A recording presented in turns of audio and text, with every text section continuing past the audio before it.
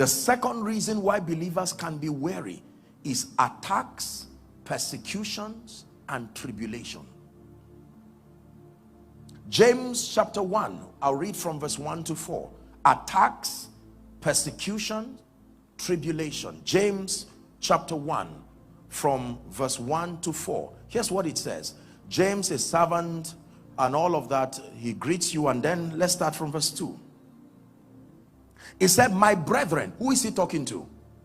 He's talking to people who are of the fold, that you count it all joy when you fall into diverse temptations. Verse 3, knowing this. There is an information he wants you to know that can grant you the ability to even count it all joy. It says that the trying of your faith worketh patience. Verse 4, it says, but let patience have her perfect work, that ye may be perfect and entire. Now that word entire is interesting. That for you to be whole, there is a requisite, there is an administration of tribulation and adversity that works together to make you entire. That means without that in the equation of your faith adventure, you are incomplete. There is something about your life and your knowledge of God that is not yet complete.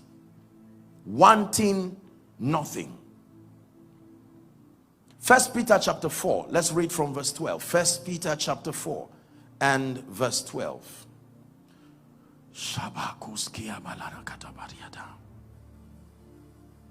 Beloved, again, think it not strange concerning the fiery trial which is to try you, he says, as though some strange thing happened to you.